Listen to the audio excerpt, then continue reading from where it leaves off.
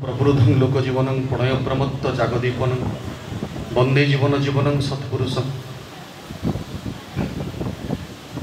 परमराध्या जगज्जननी श्री श्री बड़मा परम पूज्यपाद श्री श्री बड़दा परम पूज्यपाद श्री श्री आचार्य देवेर रातुल शिष्यने आमार भक्तिपूत विनम्र प्रणाम निवेदन करछि।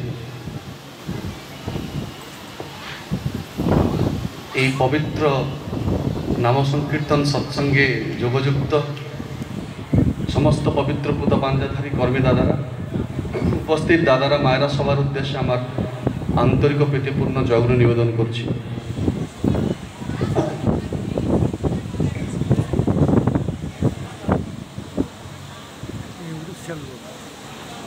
আমি মানে বুঝতে পারছি যে কি বলবো, আমি অপ্রস্তুত হবে। দাদা আমাকে বললেন বলতে, আমি অন্তর দিয়ে উপভোগ করছিলাম সৎসঙ্গে। আমি এটা অনুভূতি এটা বলছি আপনার সামনে, বেশি কিছু গুছিয়ে বলতে পারছি না। জাস্ট মানে সৎসঙ্গটা খুব সুন্দর হয়েছে। আমি স্টার্টিং থেকেই মানে আপ্রাণ অনুভব করছি, মানে খুব সুন্দর হচ্ছে সৎসঙ্গ। সৎসঙ্গে প্রাণ পাওয়া যায়, জীবনের কথা সমস্যার সমাধান আমরা পাই সৎসঙ্গে। আমি আমার জীবনে এটা অনুভূতি শুধু বলছি যে আমি তখন আইআইটি খড়গপুরে পড়তাম। আইআইটি খড়গপুরে তখন এমটেক পড়তাম। আমার সঙ্গে অনেক বন্ধুরা আমার ছিল। আমার সৌভাগ্য যে আমি দীক্ষাটা পেয়েছিলাম। মানে পড়াশোনার চাপ প্রচণ্ড থাকে, আর যখন চাপ প্রচণ্ড বেড়ে যায় তখন বাকি স্টুডেন্টরা কিছু না কিছু ঘুরে বেড়ায়, আমি কিন্তু সৎসঙ্গটা পেয়ে যাই। আমি সৎসঙ্গে চলে যাই, গুরু ভাইয়েরা আমার সৎসঙ্গে নিয়ে যায়। এরকম একটা ফেজ এলো খড়গপুরে থাকাকালীন। হঠাৎ করে শুনলাম যে এটা শোনা গেল যে স্টাইপেন্ড বন্ধ হয়ে যাবে। মানে খড়গপুর আইটিতে যারা এমটেক করছে ওরা তো স্টাইপেন্ড পায়, গভর্নমেন্ট ওদেরকে টাকা দেয়, মাসে 5,000 টাকা করে স্টাইপেন্ড পাওয়া যায়। পিএইচডিটা পায় 10,000 টাকা, আর মাস্টার্সরা পায় 5,000 টাকা। হঠাৎ করে শোনা গেল যে স্টাইপেন্ড যারা এমটেক যারা করছে তাদের স্টাইপেন্ড বন্ধ হয়ে যাবে, আর শুধু যারা পিএইচডি করছে ওরাই শুধু পাবে স্টাইপেন্ড। এই কথাটা শুনে আমি একদম ঘাবড়ে গেলাম যে যদি স্টাইপেন্ড বন্ধ হয়ে যায় আমার তো সব কিছু মানে গড়বড় হয়ে যাবে। বাড়িতে টাকা পাঠাচ্ছি, হস্টেলে মেসের বিল দিতে হবে, এতগুলো কাজ আছে। যে স্টাইপেন্ডে যদি বন্ধ হয়ে যায় তাহলে আমি কী করে কি করব, আর মাথা কাজ করলো না। জীবনে অনেক সময় এই রকম মানে পরিস্থিতি আসে, সবারই আসে। আমরা মানে আর খুঁজে পাই না কী করা যাবে, কি করতে পারি। আর অভাবে পরিশ্রান্ত মনই ব্রহ্ম জিজ্ঞাসা করে। আমার মন কিছু ভালো লাগছে না, ডিপার্টমেন্টে বসে আছে, কিছু মানে পড়তে ইচ্ছাই করছে না। যদি টাকা বন্ধ হয়ে যায় চলবো কী করে। এরকম অবস্থায় পড়াশোনাতে ইচ্ছা করছে না। হঠাৎ করে একজন গুরু ভাই বললো, ফোন এলো যে সৎসঙ্গ আছে, চলো সৎসঙ্গ বিহার খড়গপুরে সৎসঙ্গ আছে, আসো। তো আমি সৎসঙ্গ চলে গেলাম, সব কিছু বন্ধবান করে সৎসঙ্গ চলে গেলাম। এরকম উদ্যান সৎসঙ্গ হচ্ছিল আজকে যেরকম হচ্ছে। স্যার আমি যদি ভিড়ে কোথায় বসেছিলাম একদম এরকম বিশাল ভিড়, সৎসঙ্গ চলছিল। আমি ভিড়ে বসে আছি, সৎসঙ্গ চলছে ঠিকই, আমার কিন্তু মানে এই যে মনটা সেই অভাবে লেগে আছে, কি করব কি করব কি করব, যদি বন্ধ হয়ে যায় অবস্থা কি হবে এরকম ভাবছি। কিন্তু সৎসঙ্গে এই কীর্তন ভজন, এই যে হোগা তেরা বেড়া পার, আসন সাজাইকে উনকো বিঠাইকে করলে তু কোটি জুহার, এটা একদম প্র্যাকটিক্যাল। হোগা তেরা বেড়া পার। তো আমার কিন্তু সেই বিশ্বাসটুকু তখন ছিল না। আমি অনেক দূরে বসে আছি, ভজন কীর্তন সব শেষ হলো। হঠাৎ একজন দাদা যাজন করতে দাঁড়ালেন, ঋত্বিক দাদা। আর উনি যাজন করছেন, যাজন করার মধ্যে উনি ঠাকুরের একটা বাণী বললেন।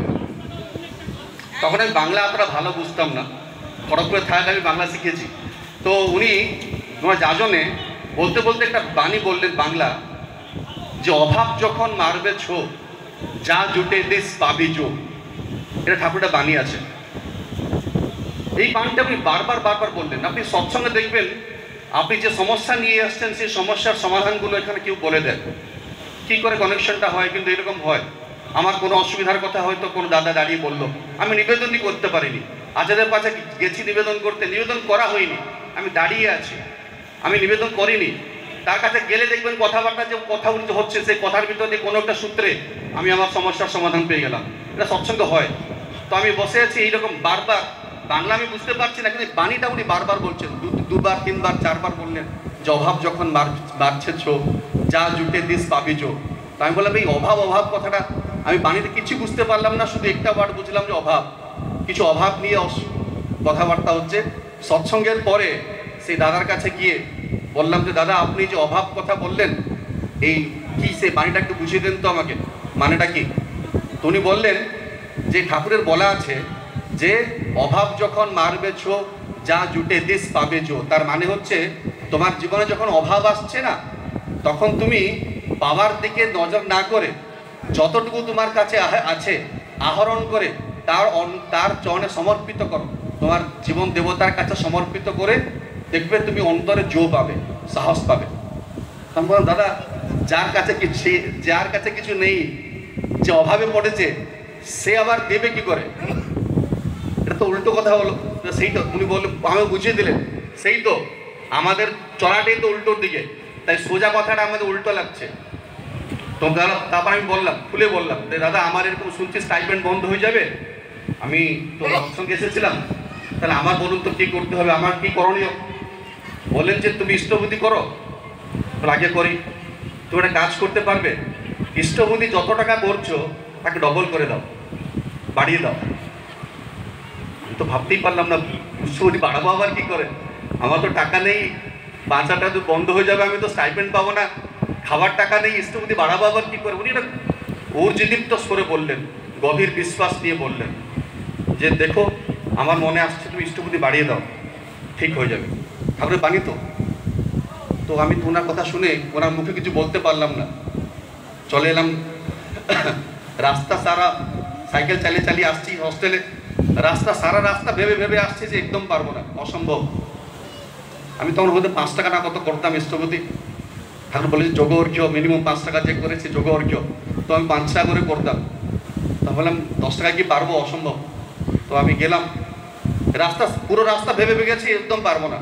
উনি বললেন আমি কি পারবো, অসম্ভব। যখন আমার হস্টেলে ঢুকলাম, আমি হস্টেলে কিছু ছিল না, ঠাকুরের ফটোগুলো এরকম বড় বড় ছিল, আমার রুমে একটু বড় বড় বিগ্রহ ছিল।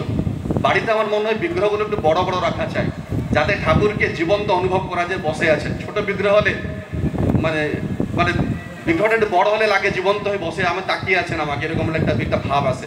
তো আমি আমার হস্টেলে আমার এই যে সেলফটা ছিল, ঠাকুরের বড় বড় বিগ্রহ ছিল।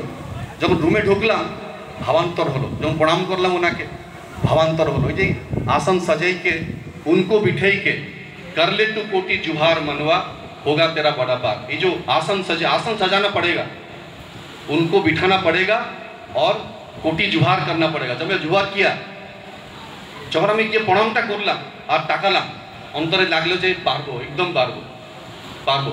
তারপর দিন সকালবেলা যখন ঘুম থেকে উঠলাম, হা না করে পারবো কি পারবো না, 2টা 5 টাকা নিয়ে হাতে আমি ইষ্টপতি নিবেদন করেছিলাম। আমার তো ভয়ে, কিন্তু সত্যি বলছি সেদিনটা আমার এখন আর আসবে না। সেদিন দিশাহারা হয়ে পড়েছিলাম যে 10 টাকা দিলাম সত্যি, কিন্তু আমার কিন্তু আর কিছু নেই, যে আমার কিন্তু আর কোনো আশ্রয় নেই। আপনাকে দিয়ে দিলাম ঠিক আছে, কিন্তু আমি কী করে 1 মাস আমার চলবে কী করে, আমার কিছু আর থাকলো না। ঠাকুরটা বলা আছে, আপনি শুনেছেন নিশ্চয়, তুমি অকিঞ্চন হও, তোমার তার ছড়া তোমার যাতে আর কিছুই না থাকে, তোমার অন্তরের আকর্ষণকে ভেবে তার ভিতর দিয়ে তোমার সাত্ত্বত কৃতি ঐশ্বর্য অঢেল হয়ে উঠুক, তাকে কেন্দ্র করে উৎক্রমণী অনুব্যাপনায়। আর এইরকম যদি না হলো, তাহলে তোমার ধর্ম হলো না আর কর্ম হলো না। এই বাণীটা দেখবেন আছে, তুমি অকিঞ্চন হও, তার ছাড়া তোমার যাতে আর কিছুই না থাকে। এটা এই অনেকগুলো দেখবেন ঠাকুরের বইতে ফার্স্ট পয়েন্টে এটা লেখা আছে। সেই ঘটনাটা আমার জীবন ঘটলো সেদিন। এই 10 টাকা যে দিয়ে দিলাম, আমি নিঃস্ব হয়ে পড়লাম। আর খড়গপুর মতো জায়গা, আমি কাউকে চিনি না, তাই অন্তর খুলে বলেছিলাম ঠাকুর বাঁচিয়ে দেবেন আপনাকে, দয়া করে আমাকে বাঁচিয়ে দেবেন। 10 টাকা দিলাম সত্যি, কিন্তু কী করে চলবো, দয়া করে আমাকে বাঁচিয়ে দেবেন। আমার চোখ থেকে জল বেরিয়ে যাচ্ছে, প্রভু বাঁচিয়ে দেবেন, আমি কী করবো জানি না, বাঁচিয়ে দেবেন দয়া করে আমাকে বাঁচিয়ে দেবেন দাদা ঠাকুর। 6 মাস চলে গেছে কীরকম জানতে পারিনি, কিছু আমার হয়নি, কিছুই। আমি সে দিনগুলো আমার খুব সুন্দরই গেছে, কিছু একটা অভাব আমি ফিল করতে পারিনি। আমি বলতে অনেক কথা হবে, কত অনুভূতি এসছে, কিচ্ছু অসুবিধা হয়নি, আমার কিচ্ছু অসুবিধা হয়নি। দিনগুলো খুব সুন্দরই গেছে, 10 টাকা স্টোভবতী চললো, কিছু অসুবিধা হয়নি। 2-3 মাস পর আমি একবার হস্টেল, সৎসঙ্গ থেকে হস্টেল ফিরছি। হস্টেলে যে নোটিশ বোর্ড, ও নোটিশ বোর্ডে লেখা আছে, দেখলাম যে গভর্নমেন্ট হ্যাজ ডিসাইডেড যে যে এমটেকের স্টাইপেন্ডটা 5,000 ছিল, সেটা আবার 10,000 করে দেওয়া যাবে, 10,000 হয়ে যাবে। আর এইটা অ্যাপ্লিকেবল হবে ফ্রম মার্চ।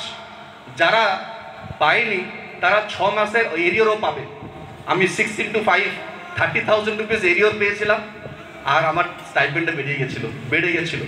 আমি স্টোভবতী বাড়িয়ে দিয়েছিলাম, কিন্তু স্টোভবতী বাড়ানোর সময় কিন্তু অপ্রত্যাশিতভাবে করেছিলাম, কোনো আশা ছিল না। আমি ভাবতেই পারেন যে এসব হবে আমার জীবনে। যদি তার কথাটাকে অপ্রত্যাশিতভাবে নিয়ে নেওয়া যায়, জীবনে অদ্ভুতপূর্ব ঘটনাগুলো ঘটবে, আর সেই ঘটনাগুলোই আমার অন্তরে তার প্রতি বিশ্বাসটা অখণ্ড করে তুলবে। আমি আর বেশি বক্তব্য বাড়াচ্ছি না। আপনার সবার সুদীর্ঘ নিরাময় জীবন পরম দয়াল ঠাকুর নিবেদন করছি। জয় গুরু।